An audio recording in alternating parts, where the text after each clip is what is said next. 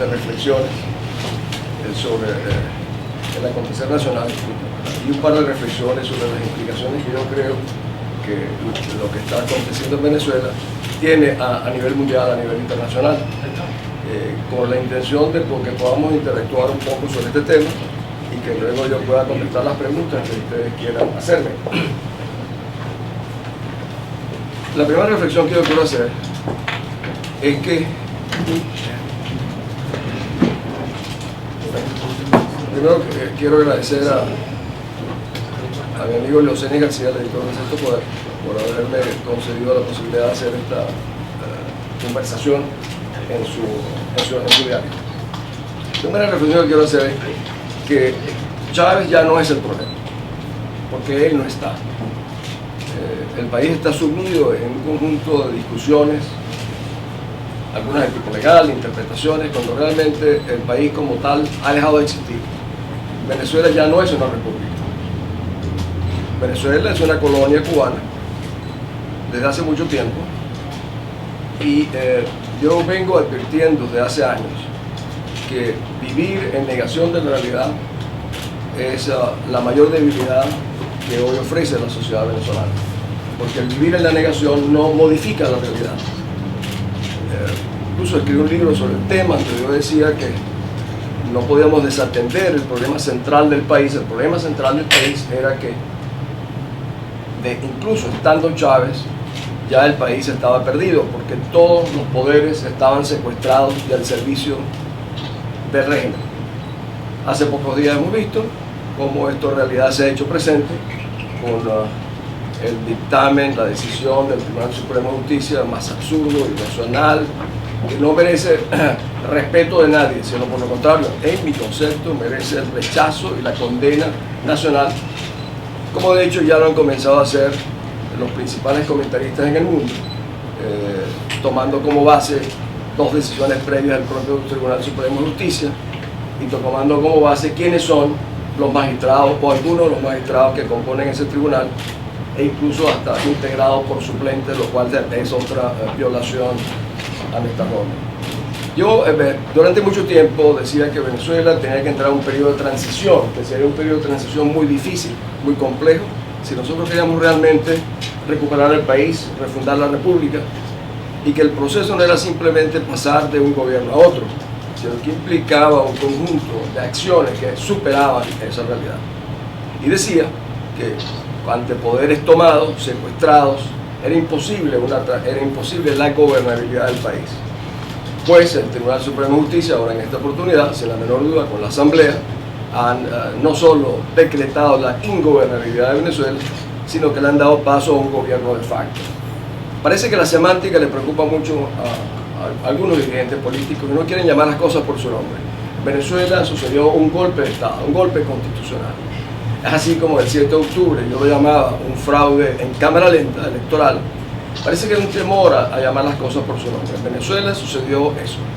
En Venezuela hoy hay un señor que dirige o asume posiciones como dirigente o como gobernante, que es un gobernante de facto.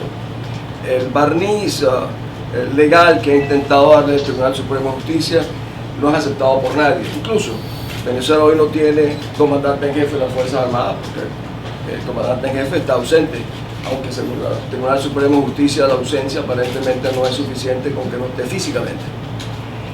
Venezuela tiene hoy una persona a cargo que no puede ni suscribir convenios internacionales, ni firmar préstamos, ni nombrar ministros. O sea, es una situación en cualquier otra, no conozco en qué otro lugar del mundo se haya dado una circunstancia como esta. Pues esta es la circunstancia, es un gobierno de facto, hace ingobernable el país y tenemos a un gobierno, yo lo resumiría de la siguiente manera. Venezuela es una colonia manejada por los cubanos, montada sobre las armas de la República, amparada por el Tribunal Supremo de Justicia. Es una situación inédita.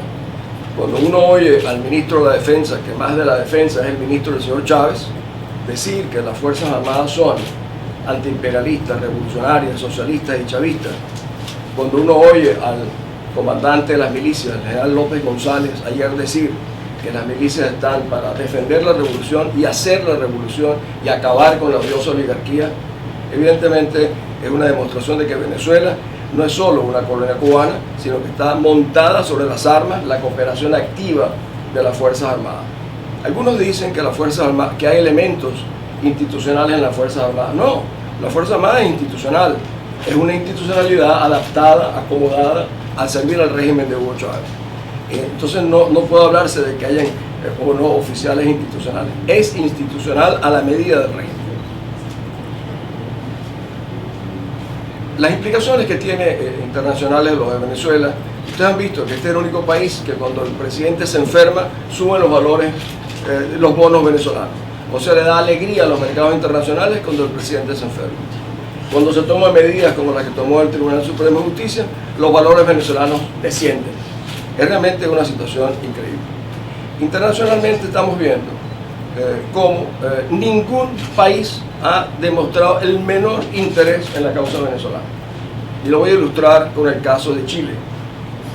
El señor José Miguel Insulza, que ya tiene para nosotros un prontuario de cooperación con este régimen desde el revocatorio, ha dicho: no voy a pronunciarme sobre Venezuela. Sin embargo, dijo, los tres poderes ya se han pronunciado, por lo cual evidentemente se pronunció. El señor Insulza forma parte de la legión de chilenos que fueron exilados por toda América Latina. Nosotros en Venezuela, aquí tengo una carta del presidente Lagos, cuando murió Carlos Andrés Pérez, donde decía Lagos que Venezuela era el refugio más importante de todos los desterrados, sus países y perseguidos de América Latina. Permítanme que les diga que en lo personal traje a 5 ministros del gobierno de Allende.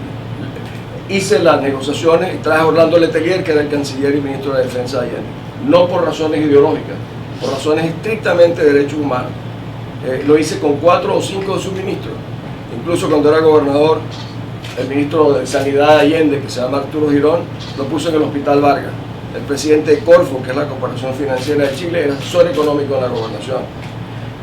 Jorquera, el periodista, que estaba con Allende cuando Allende muere, trabajaba en la información en la gobernación. Lo que quiero decir con esto es que Venezuela fue siempre un país solidario con las mejores causas de América Latina, defendiendo las peores causas. Hoy somos víctimas de la indiferencia absoluta de América Latina. Curiosamente, un país pequeño, Panamá, a través de su embajador en la OEA, el embajador Willy Coches, ha sido el único que se ha pronunciado sobre la vulneración del Estado de Derecho en Venezuela y sobre los abusos sobre nuestros principios constitucionales. Es la única voz que se ha alzado. El señor Insulza tiene voz, pero no tiene voto en la OEA. He oído que algunos dirigentes de oposición piensan ir a Washington. Yo les diría que la verdad que ir a hablar con el señor Insulza es ir a perder el tiempo. En todo caso, debe hablarse con los gobiernos que forman parte de la Organización de Estados Americanos, pero sin tener la menor esperanza. Venezuela, debo decirle, ustedes conocen los cargos internacionales que he ocupado, creo que los más altos que he ocupado un venezolano. Sin embargo, debo decirles que nosotros no podemos esperar nada de las instancias internacionales. Esas instancias internacionales no van a responder a nosotros de ninguna manera. Venezuela, el régimen venezolano desde hace años, vengo escribiendo, se ha blindado con el petróleo de una manera como nunca ningún otro país. Ustedes vieron que cuando el caso de Honduras y el caso de Paraguay, la comunidad internacional actuó con una celeridad extraordinaria.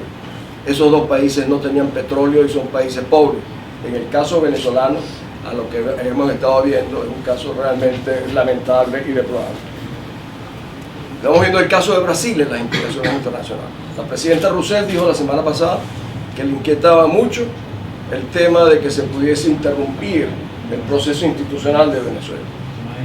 Sin embargo, a los 3 días, Marco Aurelio García, que es un viejo colaborador del régimen cubano, su asesor principal en materia de política exterior, dijo que era perfectamente legal y constitucional, porque estaba sin la menor duda recibiendo instrucciones del gobierno cubano, con el cual mantiene una estrechísima relación. O sea, el gobierno de Colombia no ha abierto la boca.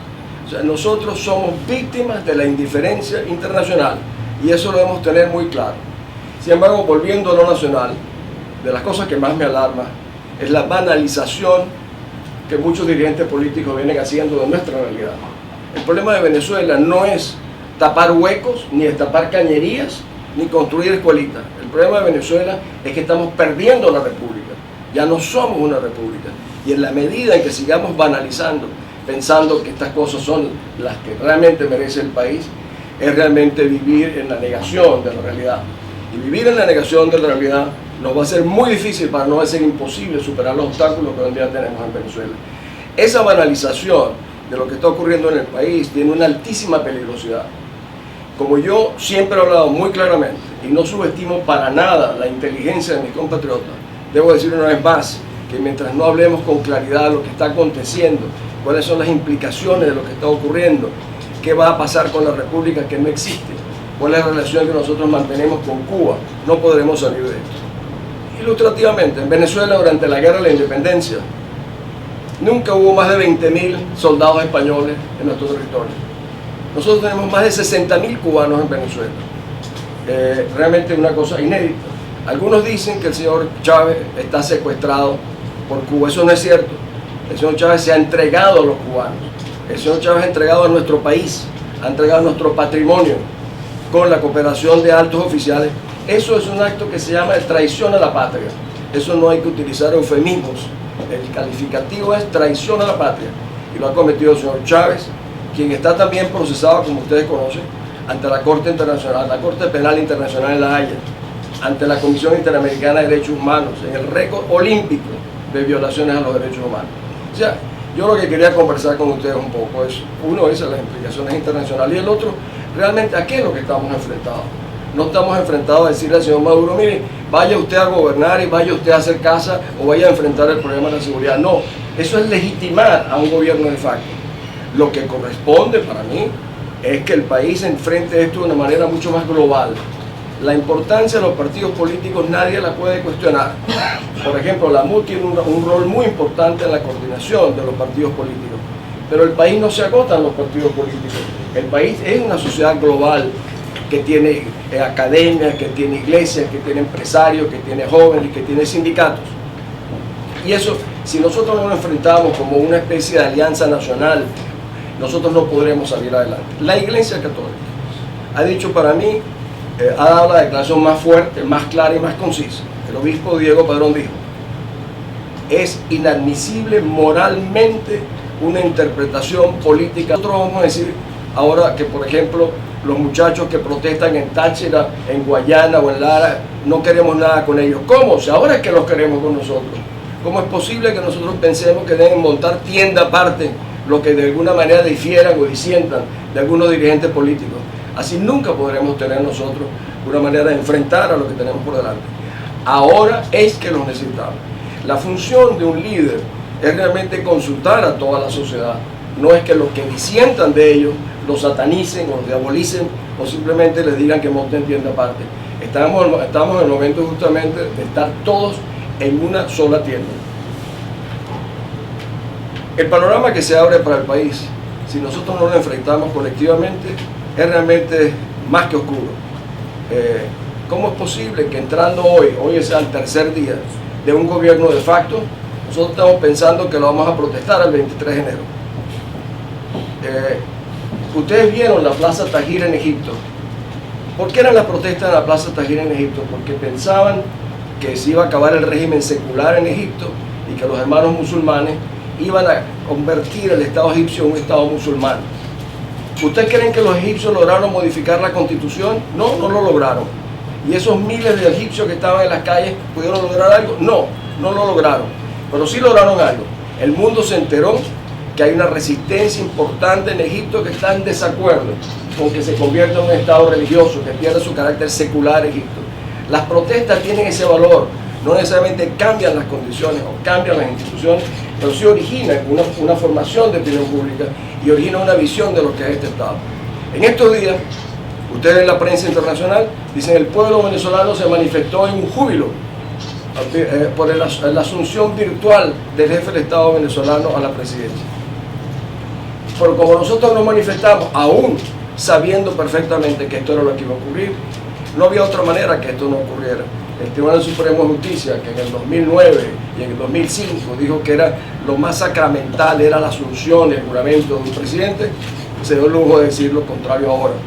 Decir que un hombre que ha estado 200 días durante el año 2012 en un hospital en La Habana, la Corte piensa que no es necesario un dictamen médico.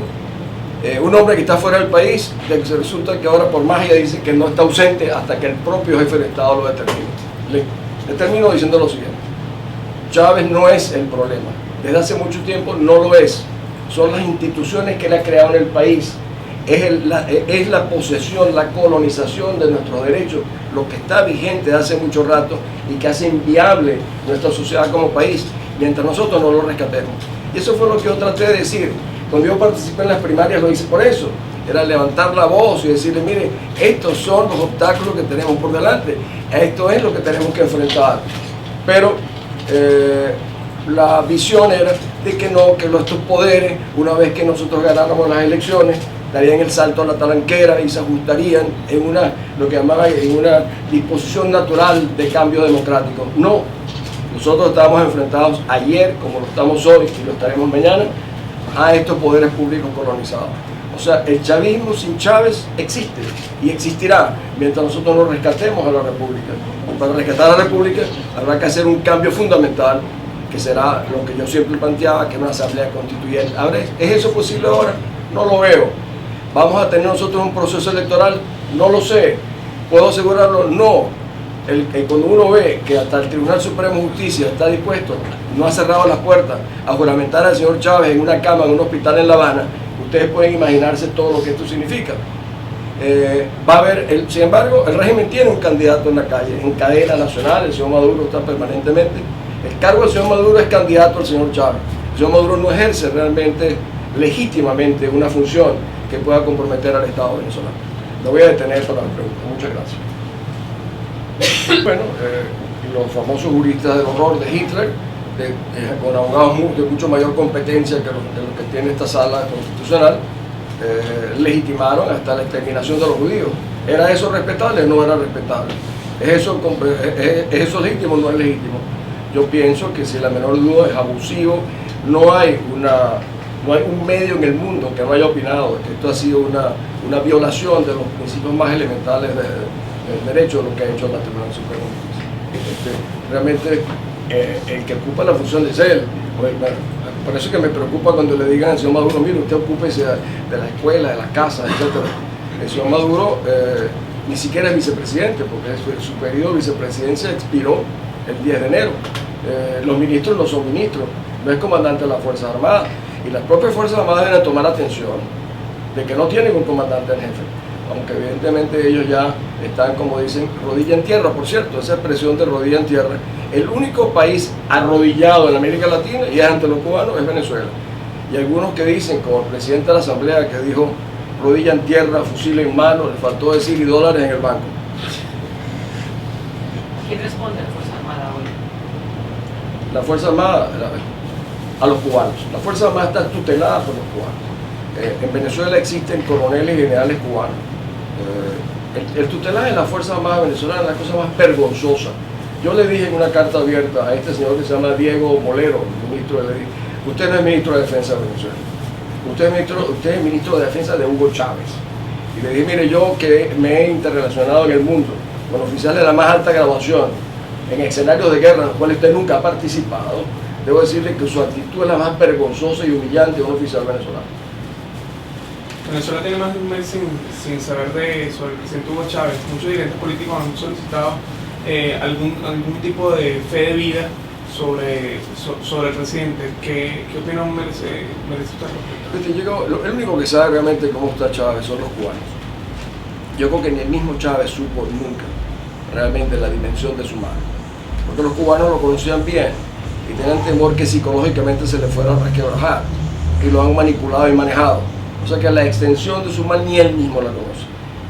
Una persona que tenga un mes sin comunicarse con su país, sin embargo el Tribunal Supremo de Justicia dice que eso no amerita una junta médica, cuando el propio señor Chávez ha dicho que tiene 4 operaciones de cáncer y dijo que si no regresaba por alguna razón, estaba inhabilitado, eligieran a Maduro o votaran por Maduro.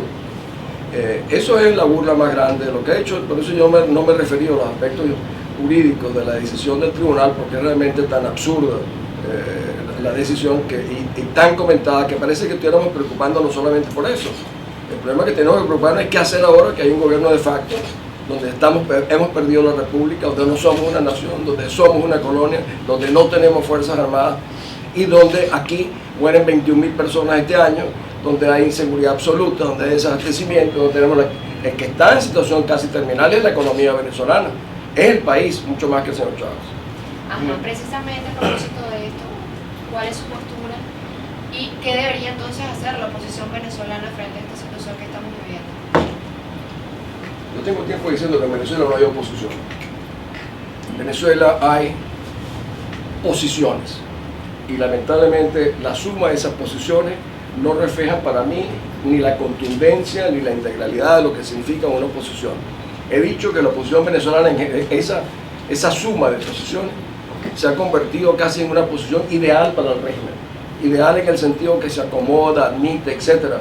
No podemos olvidar que el adelanto de las elecciones el 7 de octubre, que fue un fraude en el fondo, con los 2 meses que tiene ausente el señor Chávez, significaba que no había llegado a las elecciones de diciembre.